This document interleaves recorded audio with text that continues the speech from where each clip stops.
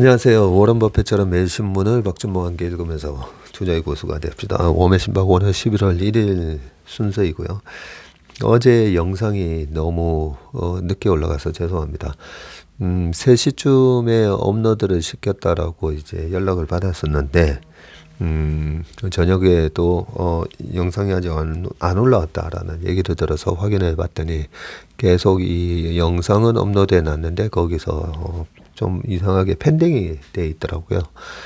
그래서 계속 한국 유튜브에다가 질문을 보냈는데 답변이 없다 이러다가 어제 11시가 넘어서 업로드가 됐었고요.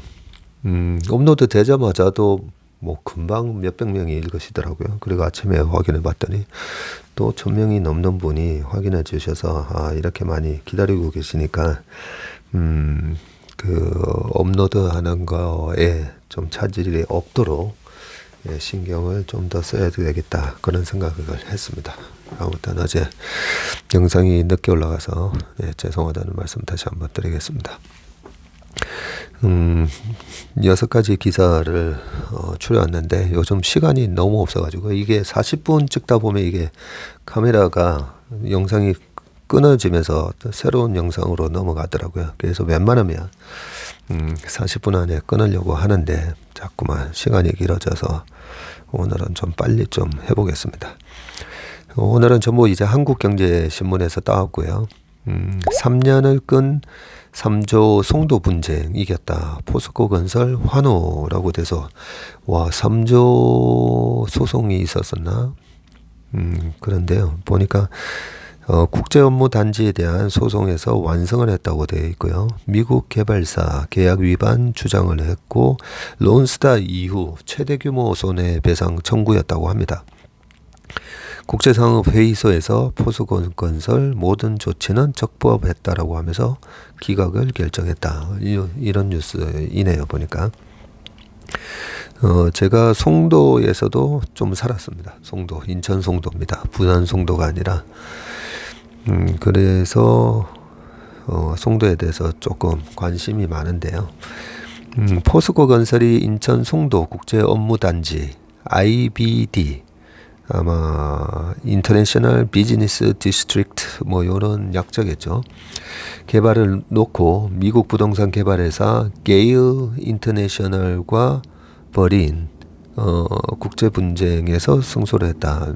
제가 그 송도 이사 가기 전에 이것저것 좀 알아보다가 공부를 해보니까 이 GALE였던 것 같은데요. 게일 인터내셔널이라는 곳하고 그리고 인천시랑 포스코랑 이렇게 해서 2002년도인가 송도를 개발하기로 그렇게 제가 기억을 하고 있고 거기가 전부 이제 매립지잖아요.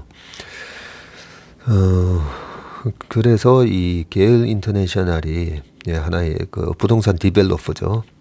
처음에 개입을 했던 걸로 알고 있었는데요. 잠재 리스크인 25억 달러 배상 위기에서 벗어났다고 하면서 국제상업회의소 ICC는 포스코 건설이 합작 계약을 위반했다면서 게일 인터내셔널이 2019년에 제기한 손해배상 청구 중지에 대해서 최근 기각 결정을 내렸네요. 게일 인터내셔널이 손해배상 청구를 했었네요. 2019년도에. 중재판정부는 포스코 건설이 IBD 개발 사업 과정에서 게일 인터내셔널 측에 취한 조치가 모두 적법하다는 결론을 내렸다고 합니다. 이 분쟁은 론스타가 2012년 한국 정부를 상대로 제기한 투자자 국가 분쟁 해결. 그때 당시에 이제 46억 7,950만 달러였었네요. 우리나라 돈으로 6조 가까이 되는 아주 큰 금액이었었네요. 그 이후 최근 10년간 정부와 국내 기업이 휘말린 중재 중에 가장 큰 규모로 주목을 받았었다고 하고요. 이번 중재는 포스코 건설이 합작 관계를 정리한 것에 대해서 게일 인터내셔널이 반발을 하면서 시작이 됐다고 하고요. 포스코 건설과 게일 인터내셔널은 2002년 합작 회사인 송도 국제도시개발유한회사 NSIC를 세워서 IBD 개발 사업에 나섰는데 그래도 좀 게일 인터내셔널이 2015년 사업 중단을 선언하면서 2년 넘게 공사가 중단이 됐었고요. 이에 포스코 건설은 2017년 하반기에 게일 인터내셔널이 갚아야 할 NSIC 아까 송도국제도시개발유한공사의 프로젝트 파이낸싱 PF 대출금 4,865억 원을 대신 상환하고 해당 PF 대출 약정의 담보로 제공한 게일 인터내셔널의 이 NSIC 지분 전량 70%를 처분할 권리를 획득을 했고요. 아마 계약에 뭐 그런 게 있었겠죠. 포스코 건설은 이 지분을 2018년 다른 외국 회사에 매각을 해서 IBD 개발 사업을 재개했다고 합니다. 중재판 정부는 게일 인터내셔널과의 관계를 정리한 조치는 이 사업을 마무리하기 위해 내린 합리적 판단이라고 결론을 지었고요. 여기서 이제 승소를 하면서 송도 리스크가 해소됐다. 포스코 건설이 3년간 끌어오던 게일 인터내셔널과의 송도 분쟁에서 이긴 거죠. 두 회사가 그때 2002년도에 NSIC를 세웠을 때 게일 인터내셔널의 지분이 70.1%였고 포스코 건설이 29.9%를 나눠 가졌었네요.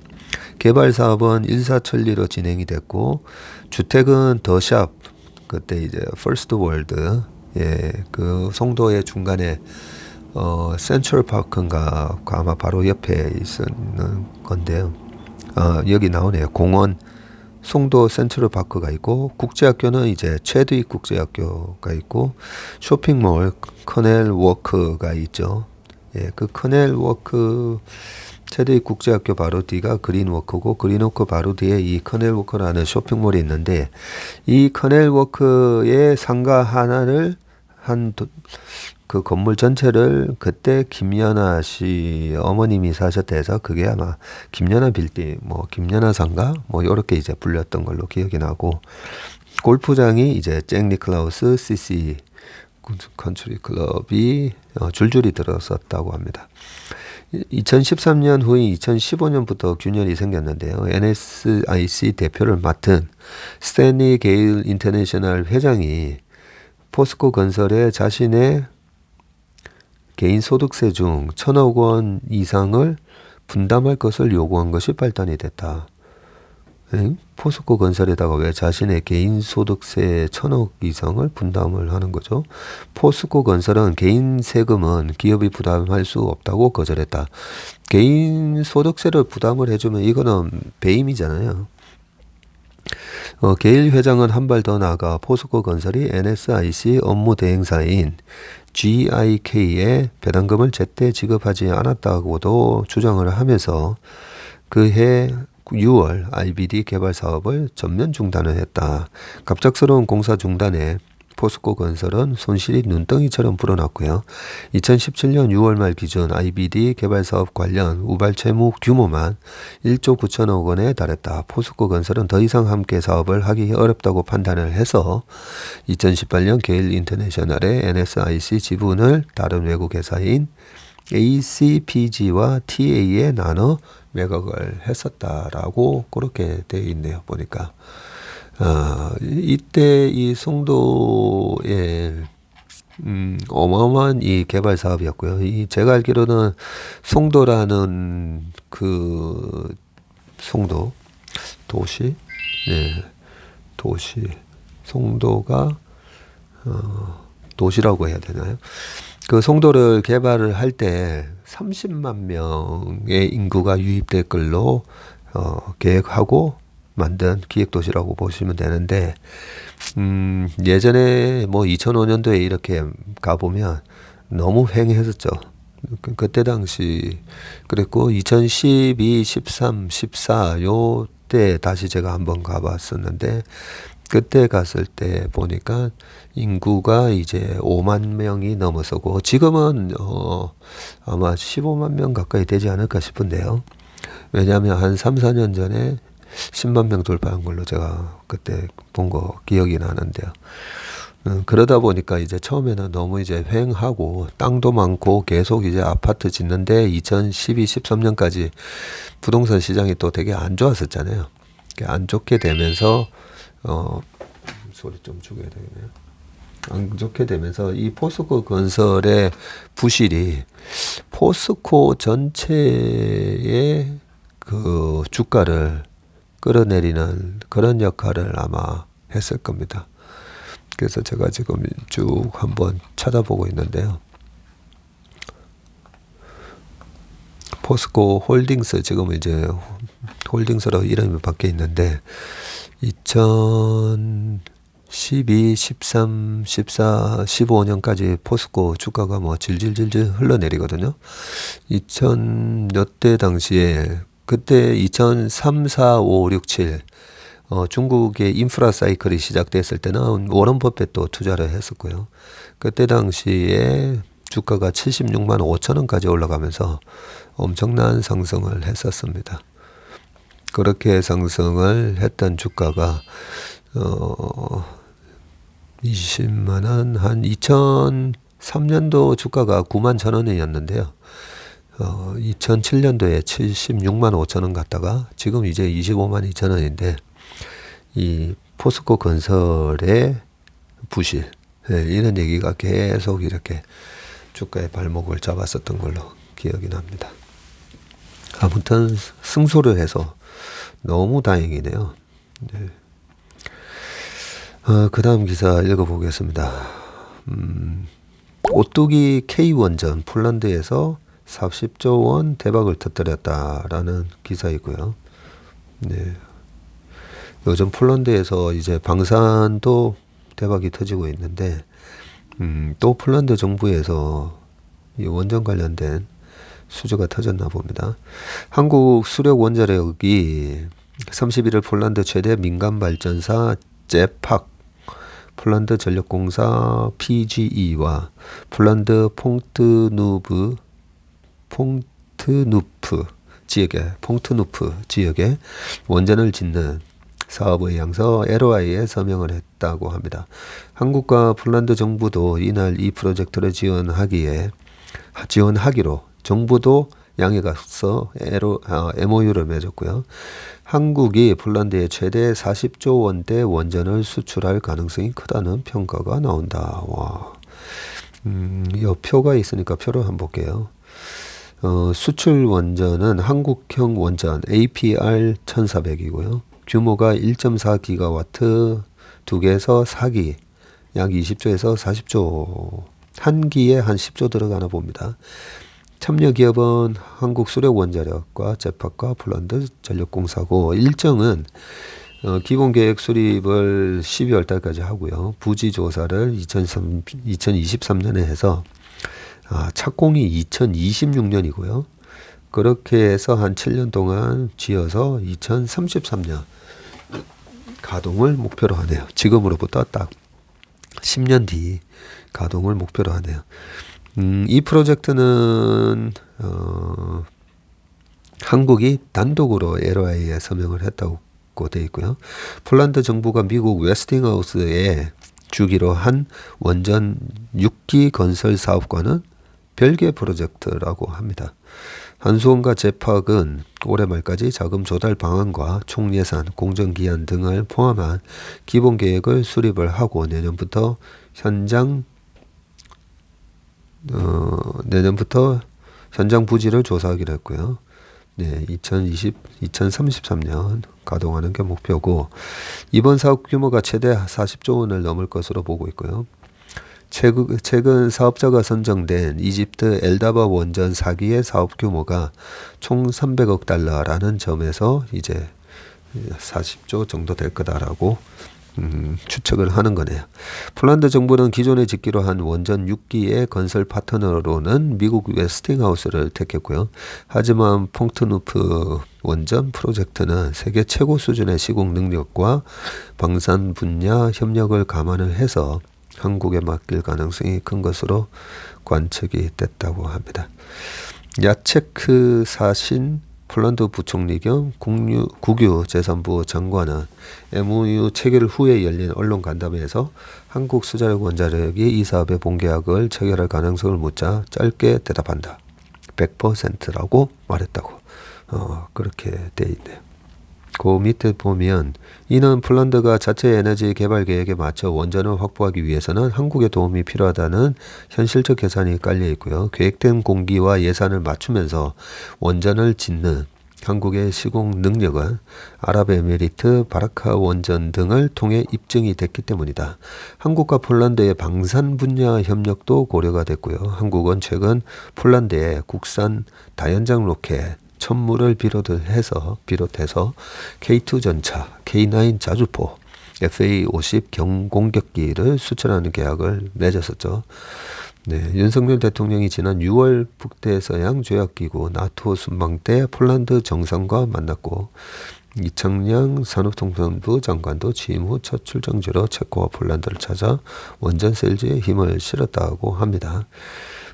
이번 원전 프로젝트는 한국이 UAE 이후에 첫 원전 수출에 물꼬를 텄다는 점에서 의미가 크다. UAE 이게 벌써 10년 전 일인데 그 사이에 수출이 없었나 보네요. 러시아의 우크라이나 침공을 계기로 에너지 안보 측면에서 원전 건설을 고려하는 국가가 늘고 있는 만큼 이번 프로젝트를 계기로 한국 원전에 관심이 더 커질 가능성이 있다. 정부의 2030년까지 원전 10기 수출도 탄력을 받을 전망이다. 라고 되어 있습니다. 원전 수출을 확대하려면 미국과의 공조가 중요하다는 지적이 나온다. 웨스팅하우스는 최근 APR1400이 자사 원전 기술을 사용했기 때문에 수출 시에는 미국 승인을 받아야 한다면서 미국 법원에 소송을 냈고요. 한국 정부와 한수원은 웨스팅하우스의 주장이 법원에서 받아들여질 가능성이 낮다고 보고 있는데 한국은 이미 원전 기술 자립에 성공했다는 점에서다. 사우디아라비아와 같은 특별 허가 대상국이 아닌 체코, 폴란드 등 일반 허가 대상국은 미국의 기술 통제 대상도 아니고요. 하지만 미국과 갈등을 빚으며 원전 수출을 늘리기 어렵다는 관측도 있고 미국 웨스팅하우스의 소송은 한국 원전 업계를 견제하려는 전략이라면서 양국 원전 동맹이 흔들리지 않도록 정부 차원의 협력이 절실하다고 그렇게 말을 했네요. 그 다음 기사는 소비의 겨울 이 닥치면 외식 배달부터 끊는다라고 되어 있습니다.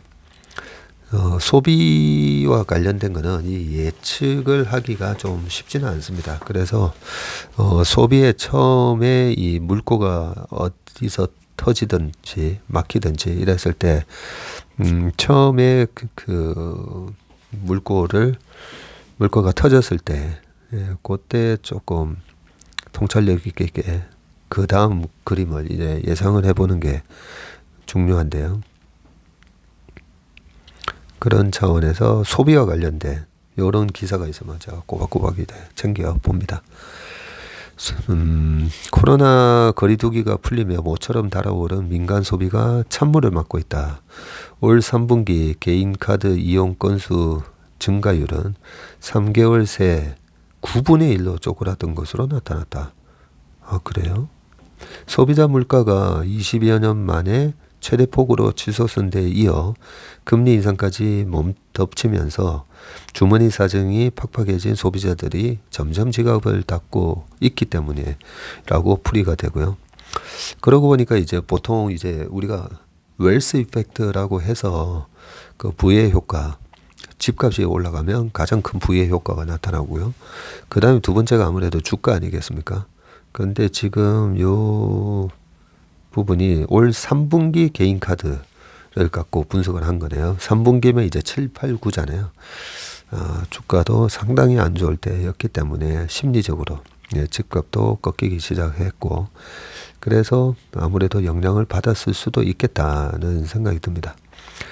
30일에 한국경제신문이 신한카드 빅데이터 연구소와 올 들어 9월까지 분기별 개인카드 이용 건수를 업종별로 분석한 결과 3분기 결제 건수는 전분기보다 2% 증가하는데 그친 것으로 나타났다. 전분기보다 2% 증가를 했네요. 거리두기 해제 직후인 2분기에는 증가율이 18%에 달했다. 그 카드 소비가 9분의 1로 줄은 게 아니라 이용 건수 증가율이 지난 분기에 18% 증가를 하다가 2% 증가를 했다고 해서 9분의 1로 줄었다라고 얘기를 하신 거였네요.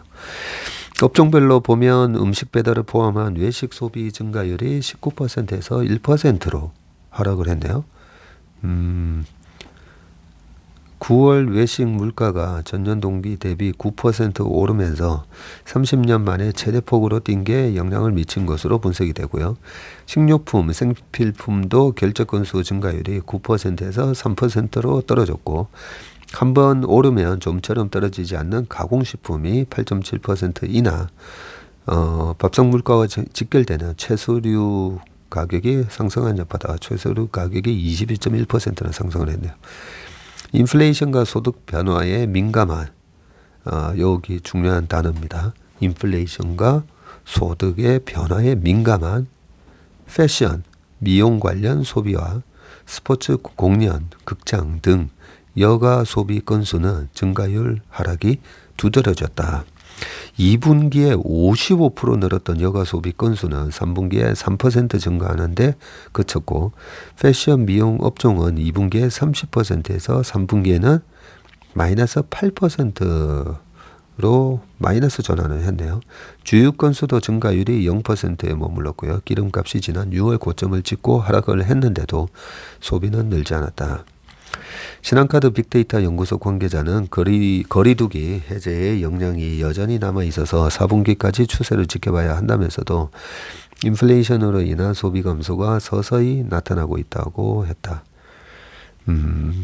베이스가 지난 2분기에 이렇게 급등을 했는데 마이너스가 안 난 것만 하더라도 다행인 것 같은데요.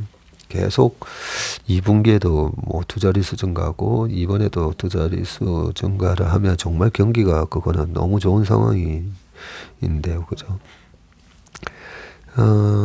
인플레이션으로 인한 소비 감소가 나타나고 있고, 특히 외식, 패션, 미용, 여가, 택시 업종은 시간이 갈수록 소비 위축이 두드러질 수 있는 영역으로 지목됐다.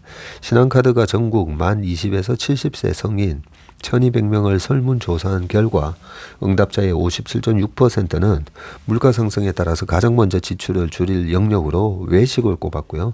2위는 패션, 미용이다라고 합니다. 올 상반기 한국 경제 성장을 견인했던 민간 소비가 눈에 띄게 둔화하면서 경기 침체에 대한 우려도 커지고 있고, 정부가 주장했던 10월 물가 정점론이 흔들리고 있는 데다가 가파른 금리 인상으로 가계의 이자 부담이 커지면서 소비가 꺾이는 속도는 더 빨라질 수 있다. 한국은행은 최근 펴낸 보고서에서 고인플레이션 지속, 금리 상승, 소비 심리 위축 등으로 민간 소비 회복세가 빠르게 약화될 수 있다면서 글로벌 경기 둔화, 금리 상승에 따라 향후 소비 둔화 압력이 더 커질 수 있다고 분석을 했습니다. 그 다음 기사는요. 기업 11월 마케팅 올스톱이라고 합니다. 소비에 영향을 미치는 여러 가지 지금 요인들에 대한 분석 기사가 나오는데요.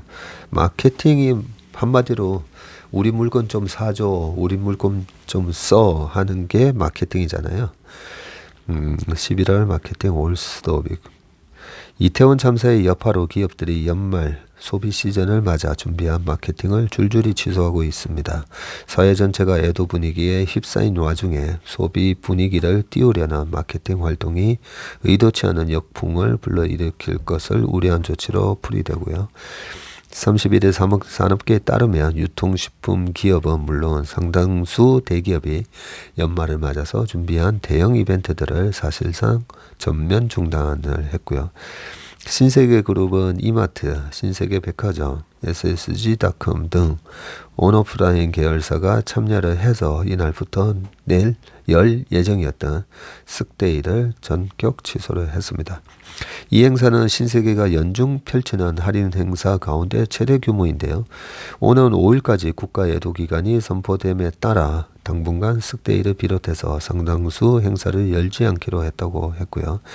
1일부터 10일절이라고 이름으로 1년 중 가장 큰 할인 행사를 여는 11번가도 특별한 이벤트 없이 행사를 치르기로 했고 15일까지 열리는 국내 최대 쇼핑 축제 2022 코리아 세일 페스타도 31일 개막식을 취소한 채 최대한 조용히 진행될 예정이라고 합니다. 삼성전자를 비롯한 대다수 기업은 국가애도기간에 보도자료 배포를 자제하고 다수의 인원이 참여하는 행사 마케팅을 전면 중단을 했고요.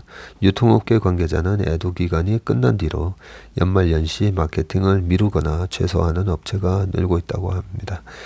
기업이 이처럼 몸을 사리는 것은 꽃다운 젊은이들의 죽음에 애도를 표하라는 게 첫 번째 이유고요. 이에 대해 더해 최근 카카오톡 먹통 및 근로자 사망사고 초기 대응에 실패하면서 그룹 전체가 타격을 받은 카카오그룹이나 SPC그룹의 전철을 발제하려는 의도도 있는 것으로 분석이 된다고 합니다. 저 같은 경우에는 매일 좀 늦게 퇴근하다 보니까 어제 저녁 먹으러 나가봤더니 식당들이 최근에 거의 저녁에 식당이 꽉꽉 차는 분위기였었는데요. 어제는 한 3분의 2가 비어 있더라고요. 그래서 서빙하는 아주머니한테 예약이 취소가 많이 됐습니까? 물어봤더니 예, 아주 많이 됐다고 그런 얘기를 들었습니다. 아마 보통 이제 11월, 12월 이렇게 계속 이제 송년회도 하고 회식도 하고 아마 그런 분위기 속에서 각 기업들이 다 회식이나 이런 부분을 다 취소를 한 역량인 것 같습니다.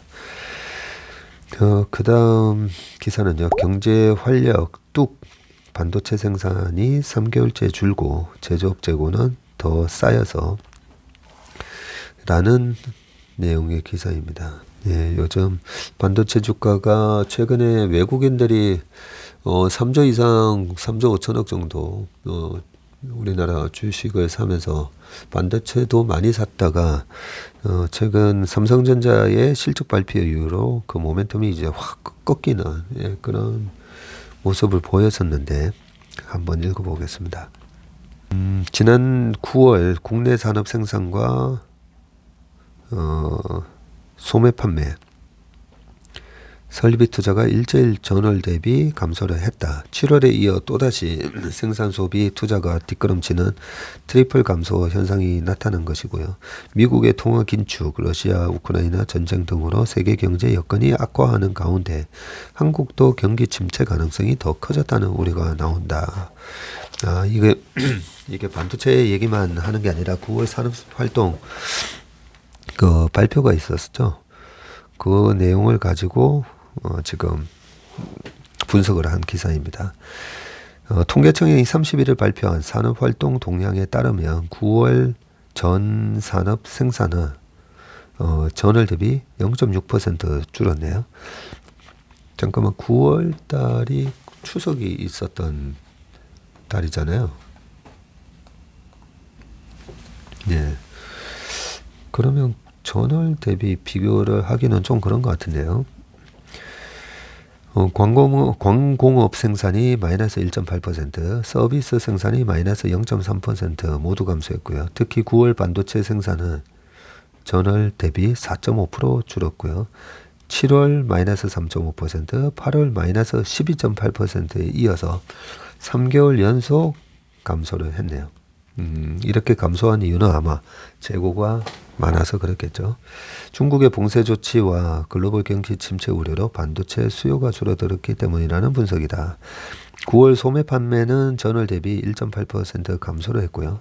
승용차 등 내구재 판매는 늘었지만 내구재 판매 늘었습니다. 음식료품 등 비내구재 마이너스 5%, 의복 등 준내구재 마이너스 3.7% 판매가 줄었네요. 설비 투자는 전달보다 2.4% 줄었고요. 반도체 제조용 기계의 하루 평균 수입액이 8월 6,580만 달러에서 9월 달에는 6,040만 달러로 8.2% 감소한 것이 주 요인으로 꼽힌다. 국내 경기가 또다시 흔들리고 있다. 이렇게 트리플 감소가 2개월 만에 되풀이 되고 있고, 네. 세계 경제 하강으로 제조업 생산과 설비 투자가 둔화하는 가운데 코로나에서 벗어나며 나타난 보복 소비까지 꺾이면서 한국 경제가 부진에 빠질 수 있다는 전망이 나온다 하면서 그리고 9월 관공업 생산 감소의 최대 원인은 태풍 흰남노 여파에 따른 포스코 포항제철소 셧다운이다. 그렇네요. 이 부분도 있었죠. 포항제철소의 철강 생산이 중단되면서 1차 금속 제품 생산이 전월 대비 15.7% 급감을 했고요. 통계청은 전체 관공업 생산 감소분의 48%가량이 제철소의 태풍 피해로 인한 결과라고 밝혔습니다. 반도체 업황의 악화도 관공업 생산 감소의 핵심 요인인데 9월 반도체 생산은 전월 대비 4.5% 줄었고요. 7월과 8월에 이어서 3개월 연속 감소했다. 이거 아까 중복되는 내용이네요. 9월 제조업 재고는 전월 대비 0.2% 증가를 했습니다. 1년 전과 비교하면 9.5%나 늘었고요. 물건이 덜 팔리고 있는 것으로 해석이 됐고요. 반도체 생산 감소와 일부 제철소 가동 중단으로 9월 제조 평균 가동률은 전월 대비해서 0.8%포인트 하락한 74.5%로 나타났는데 작년 10월 73.6% 이후로 가장 낮다고 합니다. 경기 불확실성이 높아지고 있고 이런저런 얘기는 비슷한 얘기인데요. 현재 경기를 나타내는 동행지수 순환변동치는 102.4로 전월 대비 0.1포인트 올랐네요. 5개월 연속 상승이네요.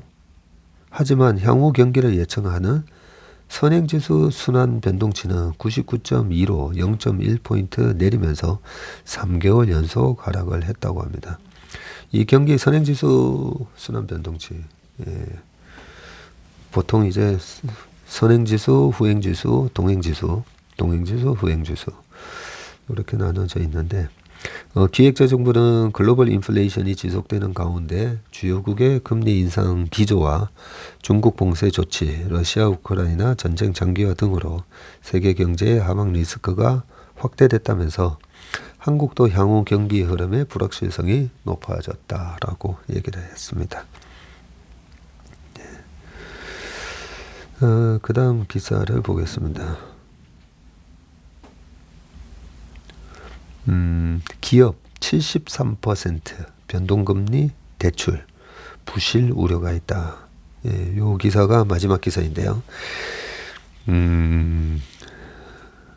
우리나라 개인분들도 이 변동금리를 좀 많이 하고 계시죠, 지금. 레고랜드 사태 등으로 인한 자금의 경색으로 국내 기업 중 상당수가 채무 불이행 상태에 빠질 수 있다는 분석이 나왔는데요.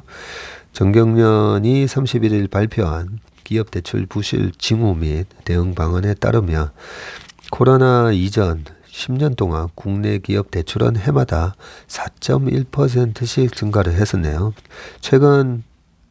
그러나 최근 2년 반 동안에는 연평균 12.9% 늘었고요. 꽤 많이 늘었었네요.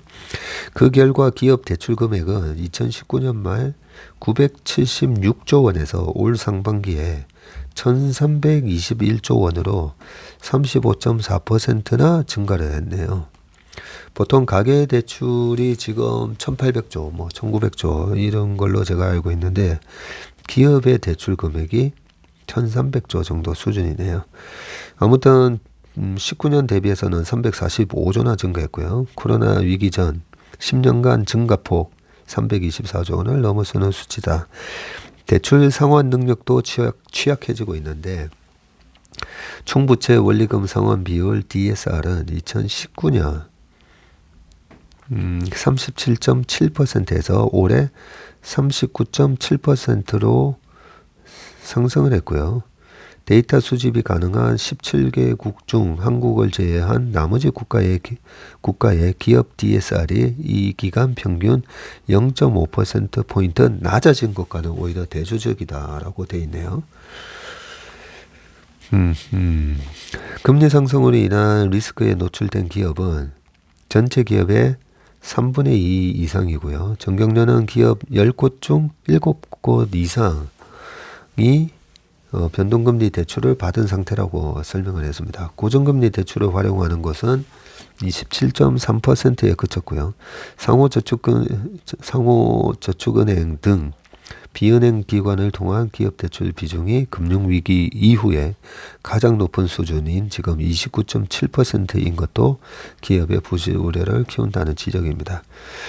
정경련 관계자는 취약 업종이랑 경기 민감 업종으로 분류되는 부동산업과 도소매업, 숙박 음식 업종 기업의 대출 집중도가 특히나 높다고 말을 했습니다.